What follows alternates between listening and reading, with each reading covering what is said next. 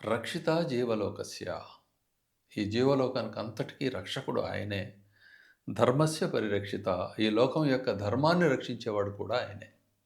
వాళ్ళ ప్రాణాలనే కాకుండా ధర్మాన్ని కూడా రక్షిస్తాడు. ఇది దీనికి అర్థం. అదేవిధంగా రక్షిత స్వస్య ధర్మస్య. తన ధర్మానికి కూడా తానే రక్షకుడు. తన ధర్మాన్ని కూడా ఆయన రక్షించుకుంటూ ఉంటాడు. స్వజనస్య చ రక్షిత. తన వాళ్ళ ధర్మాన్ని కూడా ఆయనే రక్షిస్తాడు. అంటే ఎలా రక్షిస్తాడు అంటే, నువ్వు ఇలా కాదు ఇలా చేసుకోవాలని చెప్పే దగ్గర చెప్పటము, ఒకవేళ అప్పటికే వాళ్ళు పొరపాటు పడి ఉంటే దాన్ని క్షమించి తనలో లయం చేసుకోవటము అనే లక్షణం కలిగి ఉంటాడు ఆయన.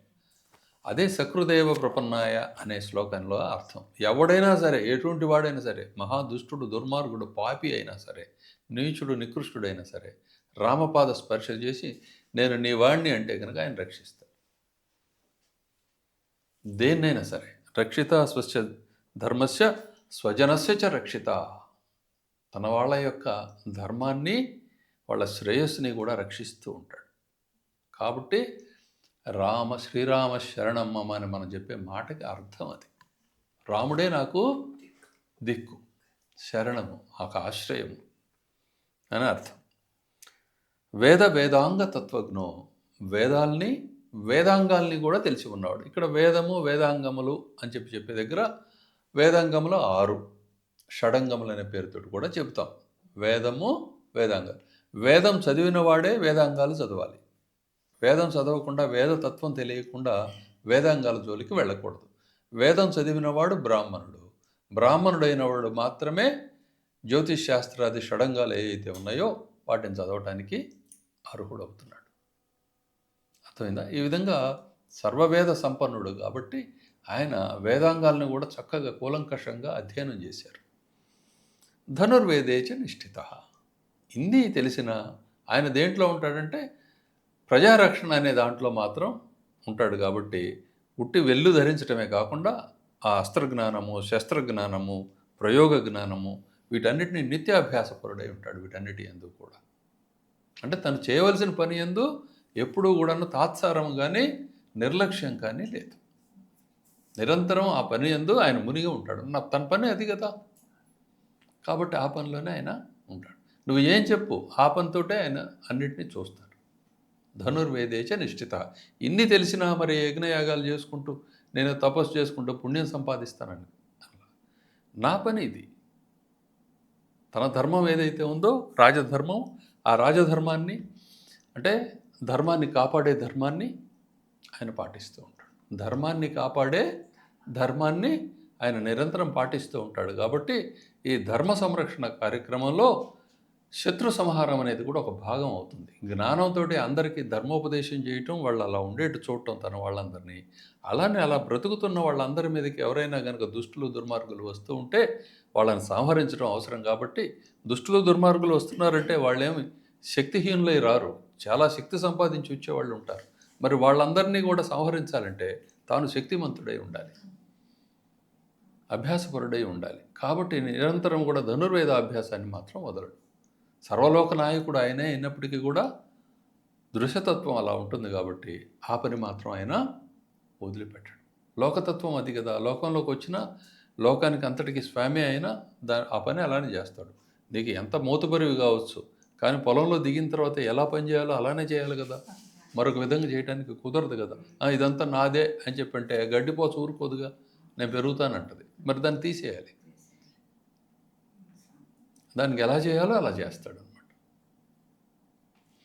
ఇది సర్వశాస్త్రార్థ వేద వేదాంగ తత్వజ్ఞో ధనుర్వేదేచ నిష్ఠిత సర్వశాస్త్రార్థ తత్వజ్ఞ. తర్వాత మాట ఆయన గురించి నారద భగవానుడు చెప్పింది ఏమిటి? సమస్తమైన ఇప్పుడు ఈ వేదము, వేదాంగాలు కాకుండా ఈ ఉపశాస్త్రాలు చాలా ఉంటాయి. ఆయుర్వేదం అని, ఇలా వాస్తు వేదం అని, ఇలా చాలా శాస్త్రాలు, 64 కళలు, వీటన్నిటి గురించి వాటి ప్రయోజనం ఏంటి, వాటి ముఖ్యోద్దేశం ఏమిటి అనే విషయం స్పష్టంగా ఎరిగి ఉండి వాటిని అనుసంధించేవాడు. సర్వశాస్త్ర అర్థతత్వజ్ఞ అంటే వాటి ప్రయోజనం యొక్క విశేషాన్ని అన్నింటినీ కూడాను స్పష్టంగా వాస్తవ స్వరూపంలో ఎరిగి ఉన్నవాడు. ఇప్పుడు జ్యోతిష్ శాస్త్రమే చెప్పుకుంటాం. జ్యోతిష్ శాస్త్రం యొక్క ఉద్దేశం ఏమిటి? ముక్తి పొందడానికి వస్తుతత్వాన్ని అర్థం చేయించటము, అది స్పష్టంగా ఒక నియతి ప్రకారం ఇక్కడంతా సాగుతుందని చెప్పి తెలియటము, తెలియజేయడం జ్యోతిష్ శాస్త్రం యొక్క ప్రయోజనం. దీనివల్ల వేదం స్పష్టంగా అర్థమవుతుంది. వేదం చదువుకున్నావు, జ్యోతిష్ శాస్త్రం చదివినందువల్ల వేదం స్పష్టంగా అర్థమవుతుంది. అందువల్లనే పరాశర భగవానుడు బ్రాహ్మణుల చేత ఇది విశేషంగా చదవదగినది అని చెప్పి చెబుతారు. బ్రాహ్మణులు అంటే ఎవరు? వేద మార్గంలో ఉండేవాళ్ళు బ్రాహ్మణులు. వేదం ఎరిగి ఉన్నవాళ్ళు, ఆ మార్గాన్ని అనుసరించి వృత్తి సాగించే వాళ్ళందరూ కూడా బ్రాహ్మణులు అవుతారు. వీళ్ళందరూ దీన్ని చదవాలి అని చెప్పి చెప్పారు. ఆ శాస్త్రాల యొక్క అర్థాలు, వాటి ప్రయోజనము, అట్లనే వాటి వాస్తవ ప్రయోజనము ఏమిటంటే స్పష్టంగా ఎరిగి ఉన్నాయన. స్మృతిమాన్, అవి చదివిన వాటిని మర్చిపోడు ఆయన, గుర్తుపెట్టుకొని ఉంటాడు. స్మృతిమాన్ అన్నదానికి అర్థం ఏంటంటే నిరంతరము కూడాను ఆ ధర్మతత్పరత, ధర్మజ్ఞానం అనేది ఆయన ధరించి ఉంటాడన్నమాట. ప్రతిభానవాన్, అదేవిధంగా ఆ జ్ఞానం వాటి అన్నిటిలో కూడాను నైపుణ్యాన్ని ప్రదర్శించగలడు ఆయన. నైపుణ్యము అంటే ఏంటంటే వేరొక దుష్ట ఫలితం రాకుండా ఒక పనిని పూర్తి చేయటాన్ని నైపుణ్యం అంటారు. ఆ పనిని ఏ ఉద్దేశంతో మనం మొదలుపెట్టామో దానికి వేరే దుష్ట ఫలితం ఏమీ రాకుండా దాన్ని పూర్తి చేస్తే కనుక ఆ నేర్పుని నైపుణ్యము అంటాం. అర్థమైందా? నిపుణుడు అంటే వాడనమాట. సో అటువంటి నిపుణుడు ప్రతిభానవాన్. ఇంకా దాంట్లో ఆయనకి ఆ పాండిత్యంలో తిరుగులేదు, ఆ ప్రతిభకి. సర్వలోక ప్రియ, అన్ని లోకాలకి ఆయన ప్రియుడు. ఎందువల్ల ఆయన ధర్మరక్షణ తత్పరుడై ఉన్నాడు కాబట్టి, ఈ లోకాలన్నీ ధర్మం వల్ల నిలబడి ఉన్నాయి కాబట్టి, ఆ ధర్మాన్ని ఆయన రక్షించేవాడు, ఆయన ఆధారం చేసుకొని ఉన్నాయి కాబట్టి ధర్మాలన్నీ కూడాను. మరి లోకాలకు అందరికీ ప్రియుడు కాకుండా ఎలా ఉంటాడు? 3 లోకాలకి కూడా ఆయన ప్రియుడు. 3 లోకాల్లో ఉండే విభాగాలకు కూడా ఆయన ప్రియుడు. ఆయన రాజ్యం చేస్తూ ఉన్నట్లయితే వాళ్ళందరూ సుఖంగా ఉంటారు. వాళ్ళ ఆహారాలు లభ్యమవుతాయి, వాళ్ళ ఆయుష్కాలం వరకు వాళ్ళు నిలబడి ఉంటారు. వాళ్ళ జీవిత ప్రయోజనం ఏదైతే ఉందో అది సిద్ధింపజేసుకుంటారు ప్రతి ఒక్కరు కూడా, అన్ని జీవులు కూడా. అందువల్ల సర్వలోక ప్రియుడవుతూ ఉన్నాడు ఆయన. రామదర్శనంతో సిద్ధి కలిగినట్లే. ముక్తి కలుగుతుందంటే రామదర్శనం అయితే ముక్తి కలిగినట్లే. ఎప్పుడు అవుతుందంటే ముక్తి కలిగినప్పుడు రామదర్శనం. ఇది కాకతాళీయం అంటామే, ఆ విధంగా ఈ దర్శనము ముక్తి ఒక్కసారిగా సంభవిస్తాయి. సర్వలోక ప్రియ సాధువు. సాధువు అంటే నిరంతరము కూడా మంచి ఆలోచనలు, శుభమైన శ్రేయస్కరమైన ప్రవర్తన కలిగి ఉండేవాడిని సాధువు అంటారు. అందరి పట్ల మంచిగా ఉంటాడు ఆయన. ఆయనకు శత్రువులే లేరు నిజానికి. ఎవరు శత్రువులు ఆయనకంటే ఈ ధర్మ విఘాతం కలిగించేవాళ్ళు ఆయనకు శత్రువులు. అంతేగాని ఆయనకు శత్రువులు ఎవరు లేరు. ఆయనకి ఏ అవసరం, ఏ కోరిక కలిగిన వాడికి శత్రువులు ఉంటారు. ఈ దేహభావం ఉండేవాడికి శత్రువులు ఉంటారు. ఆయనకు ఆ భావాలు లేవు కదా. మరి శత్రువులు ఎవరున్నారు? తనను ఆశ్రయించిన వాళ్ళకి కనుక ఏదన్నా కష్టం కలిగితే వెంటనే ఆయన స్పందిస్తారు. ఆ స్పందనయే సాధుత్వము. అదేవిధంగా శత్రు నిబర్హణత్వము కూడా. రెండు అవే. అధీనాత్మ, ఆయనకి ఏ కోరికలు లేవు, అందువల్ల దీనాత్ముడు కాడు. కోరిక కలిగిన వాడు దీనుడు. అది ఎటువంటి కోరికైనా సరే. ముక్తి కాంక్ష కూడా దీనత్వమే, గుర్తుపెట్టుకోండి. అది ఉత్తమమైనది కావచ్చు, ఉన్న కోరికలన్నింటిలో గొప్ప కోరిక అయితే కావచ్చు. ఏది? నేను ముక్తి పొందాలి, జ్ఞానం పొందాలి, ఇటువంటి కోరికలు. కానీ కోరిక ఎప్పుడు కూడా దీనత్వాన్నే ఇస్తుంది. అటువంటిది ఏమీ లేదు. అంటే సంశయాలు తొలగిపోయినాయి, కోరికలు ఏమీ లేవు, తనకు కావాల్సిందేమీ లేదు, తనకు శత్రువులే లేరు. జనన మరణాలు లేని ఆ స్థితిలో ఉండేవాడు అధీనుడు కాక ఏమవుతాడు? అధీనాత్మ. దీనత్వం లేని మనసు కలిగిన ఆయన, అంతఃకరణిన ఆయన. విచక్షణ, ఉన్నదున్నట్లు చూడగలిగినవాడు. ఏది ఎట్లా ఉన్నది అన్నది స్పష్టంగా ఎరిగి ఉన్నవాడు. అర్థమైందా? సర్వదాభిగత సద్భి సముద్రైవ సింధుభి.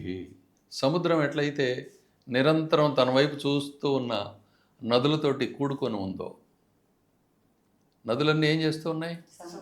సముద్రాన్ని చుట్టూ చేరి కొలుస్తూ ఉన్నాయి.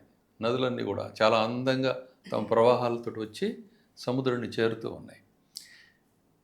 ఎప్పుడు అభిముఖం అయి ఉంటూ ఉన్నాయి ఆయనకి. నదులన్నీ ఆయనకి అభిముఖమై ఉంటున్నాయి. అదేవిధంగా లోకంలో ఉండే సద్భావం కలిగిన వాళ్ళు, సత్పురుషులు అందరూ కూడా ఎప్పుడూ ఆయన వైపుకి చూస్తూ ఉన్నారు. నిరంతరం ఆయన వచ్చి చేరుతూ ఉన్నారు. నదులు ఎలా అయితే అంతరాయం లేకుండా నిరంతరం సముద్రంలో అభిముఖమై ప్రవేశిస్తూ ఉన్నాయో, అదేవిధంగా సత్పురుషులందరూ అభిముఖులై ఆయన వైపు వెళుతున్నారు. అంటే ఆయన పరబ్రహ్మము అని అర్థం. సత్పురుషులందరూ దేన్ని చూస్తున్నారు? సత్యాన్ని చూస్తూ ఉన్నారు. సత్యం వైపుగా అభిముఖులై ఉన్నారు. ఈయన వైపు వస్తున్నారంటే ఈయన సత్యస్వరూపుడు, ఈయన పరబ్రహ్మం అని చెప్పి, ఈ రూపమై ఉన్నాడు ఇతడే పరబ్రహ్మము అనే ఆ భావంతో వాళ్ళందరూ చేరుతూ ఉన్నారు. సర్వదాభిగత సద్భి సముద్రైవ సింధుభి ఆర్య. ఈ విధంగా అందరికీ ఆయన పూజ్యుడై ఉన్నాడు. ఆర్యుడు అంటే పూజ్యుడు అని అర్థం, అందరికీ పెద్ద అని అర్థం. అయ్యా అని చెప్పి ఎవరిని పిలవాలంటే ఆయన్ని పిలవాలి. ఆర్య, అయ్యా అన్న మాటలకి సమానార్థం. అదేవిధంగా అందరూ కూడా, అందరికీ కూడా ఆయన పూజ్యుడై ఉన్నాడు. వీడు వాడు అనేది ఏం లేదు. సర్వ దృశ్యానికి కూడా ఆయన పూజ్యుడై ఉన్నాడు. సర్వసమశ్చైవ, అయితే అందరికీ పూజ్యుడు. ఆయన తాను గొప్పవాడిని నేను ఎప్పుడూ భావించడు. సర్వసముడు, అందరితోటి నేను సముడిని అంటాడు. ఆయన ఎదురుగా ఎవరు వస్తే వాళ్ళు నువ్వు నేను ఒకే స్థాయిలో ఉన్నావు అని చెప్పి చెబుతాడు. ఎక్కువ అని చెప్పి అనడు. ఆర్యస్ సర్వసమశ్చైవ అంటే ఏంటి? పూజ్యుడై ఉండి కూడా అందరితో సమానం అంటాడు, కాబట్టే పూజ్యుడు. సదైవ ప్రియదర్శన, ఏ కాలంలో అయినా సరే ఆయన చూస్తుంటే ఇష్టమే కలుగుద్ది తప్పితే, ఏ కాలంలో అంటే అది చూచేవాడి కాలం కావచ్చు, చూడబడే స్వామి యొక్క కాలం కావచ్చు. స్వామికి కాలాతీతుడు కాబట్టి, కాలకాలుడు కాబట్టి ఆయన నిరంతరం అట్లనే ఉంటాడు. అందువల్ల అందరికీ కూడాను ఆ సత్యదర్శనం అనేది మహాప్రియత్వాన్ని కలగజేస్తూ ఉంటుంది. సచ సర్వగుణోపేత, అతడు సర్వగుణోపేతుడు. ఈ విధంగా కౌసల్యానందవర్ధన, కౌసల్య కుమారుడయ్య ఆయన. ఇక్ష్వాకు వంశ ప్రభువుడు అంటే ఇక్ష్వాకు వంశంలో పుట్టినవాడు, కౌసల్యాదేవి గర్భమునందు జనించినవాడు. కౌసల్యానందవర్ధన అంటే పిల్లలను చూస్తే ఏ తల్లికైనా ఆనందం పెరిగిపోతూ ఉంటుంది కదా. ఆ విధంగా కౌసల్య మాత యొక్క ఆనందాన్ని వృద్ధిపరిచేవాడు. సముద్రైవ గాంభీర్యే అంటే ఆయన ఆలోచనలు వీటన్నిటినీ ఎవరు పసిగట్టలేరు. అంత లోతైన ఆలోచన కలిగినవాడు. అంటే ఏదో రహస్యాలు ఉన్నవని కాదు ఇక్కడ అర్థం. ఎదుటి వాళ్ళని ఇబ్బంది పెట్టకుండా ఉండటం కోసం ఏ ఆలోచనని పైకి తేవాలో, దేనిని దాచి ఉంచాలో అది స్పష్టంగా ఎరిగి ఉన్నవాడు. అందువల్ల గాంభీర్యంలో ఎలా అయితే లోతులో సముద్రం మనకు కనపడే దృశ్యంలో గొప్పదో, అదేవిధంగా ఆయన అంతరంగం కూడా అంత లోతైనది. అలా అని చెప్పి ఆయన ఏదో దాపరికాలు కలిగిన మనిషి మాత్రం కాదు, అంతా బహిరంగమే. కానీ ఇతరులకు కష్టం కలుగుతుంది అనుకున్నప్పుడు దాన్ని మాత్రం అలా దాచి ఉంచగలడు ఆయన. సముద్రైవ గాంభీర్యే ధైర్యేణ హిమవానివా, ఆయన ధైర్యం ఎప్పుడూ చెరిగిపోయేది కాదు.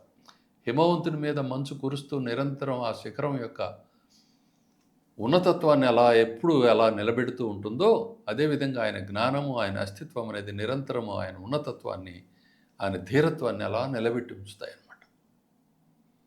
సుధీరుడు అనమాట. ధైర్యేణ హిమవానివా, హిమత్ పర్వతంతో పోల్చారు. అంటే మనకు కనపడే దృశ్యంలోంచే పోలికలు తీసుకోవాలి. ఇక్కడ హిమాలయ పర్వతాలు అనేవి ఉంటే చూస్తే అవి ఎప్పుడు ఎత్తు అలానే ఉంటుంది. నిజానికి దాని ఎత్తు అలా ఉంది అని చెప్పి మనం చెబుతున్నాం. ఇన్ని మీటర్లు సముద్రం మట్టం కంటే ఎత్తుగా ఉందని చెప్పి మనం చెబుతాం. దాంట్లో అధిక శాతం చాలా ఇది మంచు మందమే, మరి అది తగ్గడం లేదనమాట. అందుకని హిమవంతుడితోటి పోల్చారు. ధైర్యేణ హిమవాన్ ఇవ, మంచు వలె చల్లగా మన మనసు ఎప్పుడు అలా స్థిరంగా ఉంటాడు. ఆయన చెదిరిపోవాల్సిన అవసరం ఆయన మనసుకి ఏనాడూ లేదు. విష్ణునా సదృశో వీర్యే, విష్ణునా సదృశో వీర్యే, వీర్యమునందు ఆయన బలాన్ని ప్రదర్శించడం నందు విష్ణు సదృశుడు. విష్ణువుకి అపజయం తెలియదు. అపజయం అనే మాట విష్ణు భగవానుని దగ్గర ఉండదు. అంతా జయలక్ష్మియే ఉంటుంది ఆయన ఆశ్రయించి. ఆ విధంగా రాముడు ఓడిపోయింది లేదు, ఓడిపోయేది ఉండదు. అందువల్ల ఆయన తత్వం సత్యం ఆయన కదా. వస్తే ఆయనలో కలవాలి, లేకపోతే దూరంగా నిలబడాలి. ఆయన అనుగ్రహంతో. దూరంగా నిలబడటం కూడా ఆయన అనుగ్రహంతో నిలబడాలి. ఇది విష్ణునా సదృశో వీర్యే అంటే అర్థం అది. సోమవత్ ప్రియదర్శన అయినప్పటికీ ఆయన ఎవరు ఆయన చూసినా సరే చక్కని పూర్ణ చందమామను చూసినట్లుగా, పున్నమి చందమామను చూసినట్లుగా అనిపిస్తుంది అనమాట. పున్నమి చందమామ అందరికీ ఆహ్లాదమే కదా. కానీ రాముల వారు అంతటి పరాక్రమవంతుడు, అంతటి ధీరుడు, ఎన్ని శుభలక్షణాలతోటి అసలు కొంచెం కూడా కల్మషం లేనివాడు అయినప్పటికీ కూడా మరి పాపులకి, దొంగ పనులు చేసేవాళ్ళకి, పిచ్చి వాళ్ళకి, వీళ్ళందరికీ కూడా కాస్త ఎదిగిన వాడిని చూస్తే, నిజాయితీగా ఉండేవాడిని చూస్తే ఒక రకమైన బెరుకు ఉంటుంది కదా. రాముడి దగ్గర ఉండదు. ఆయన దగ్గర అసలు కొంచెం కూడా దోషం లేదు. దోషాలు లేని వాడిని చూడాలంటే దోషాలు కలిగిన వాళ్ళకి బెరుకు ఉంటుంది. కానీ రాముడి దగ్గర మాత్రం ఎవరు ఆ బెరుకుని అనుభూతి చెందరు. అర్థమవుతుందా? అది సోమవత్ ప్రియదర్శన అంటే. అంటే ఎంతటి గొప్ప ఇది. ఇప్పుడు నువ్వు ఎన్ని గొప్ప పనులైనా చేయొచ్చు, ఎన్ని పాడు పనులైనా చేయొచ్చు, చివరికి నువ్వేం చేస్తావు? స్వామి నువ్వే దిక్కంట. ఆ దిక్కే ఈయన. ఆయన వైపు చూడటానికి నువ్వు భయపడ్డంలా. యమధర్మరాజు వైపు చూడటానికి నువ్వు భయపడవచ్చు, యమకిక్కర్ల వైపు చూడటానికి భయపడవచ్చు, రాజుని లేకపోతే రాజా అధికారుల్ని చూడటానికి నువ్వు భయపడవచ్చు ఏదన్నా తప్పితే. కానీ అదే రాముడి దగ్గరికి వెళితే నీకు భయమే లేదు. స్వామి నా పరిస్థితి ఏంటి? ఏం పర్లేదు రా నాయన అని దగ్గరికి తీసుకుంటారు. వెన్నెల. సోమవత్ ప్రియదర్శన కాలాగ్ని సదృశ క్రోధే. అదే ఆయనకు కోపం కనుక వస్తే మరి ప్రళయమే. ఆయన కోపానికి తిరుగు ఉండదనమాట.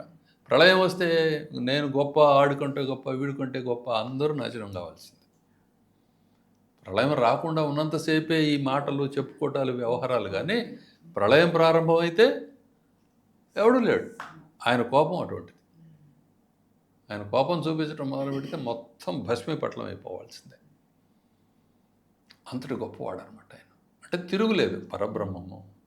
కాలాగ్ని సదృశ క్రోధే క్షమయా పృథివీ సమహ.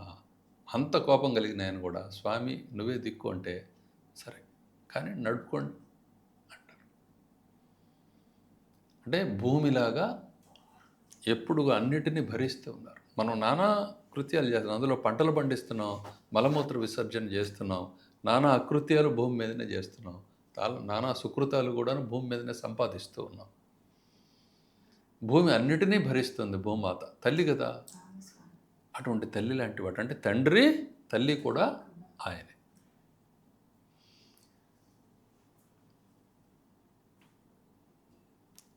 ధనదేన సమస్త్యాగే. త్యాగం అంటే ఇవ్వటమునందు, త్యాగం అంటే ఇచ్చివేయటం, వదులుకోవటంలో కుబేరుడితోటి సమానుడు. కుబేరుడితోటి ఎందుకు పోల్చారంటే ధనం మొత్తం మీద ఆధిపత్యం అనేది ఆ కుబేర దేవునికి ఉన్నది. బ్రహ్మదేవుని దగ్గర నుంచి ఆ వరం ఆయన దిక్పాలకత్వము, ధనాధిపత్యము రెంటిని పొందారు ఆయన. ఎవరు? కుబేరుడు. ఆయన ఎంత ఇస్తున్నా ఆయన దగ్గర తరగదు. ఎందుకంటే లోకంలో ఉండే ధనమంతా ఆయనదే కదా, అన్నిటి మీద ఆధిపత్యం ఆయనది కదా. అసలు ధనము అనే ఒక దినుసు మీద ఆధిపత్యం ఆయనది. అది ఎక్కడ ఏ విధమైన ధనమైనా సరే దాన్ని ఇచ్చివేయటంలో, కావాలంటే తీసుకో అని చెప్పి ఇచ్చేయటంలో ఆయన కుబేరుడితోటి సమానం. ధనదేన సమస్త్యాగే సత్యే ధర్మ ఇవాపర. సత్యంగా ఉండటంలో ధర్ముడు సాక్షాత్తు ధర్మదేవతయ్య ఆయన. సాక్షాత్తు ధర్మదేవత వంటి వాడు ఆయన. ఇది 18 శ్లోకాలు.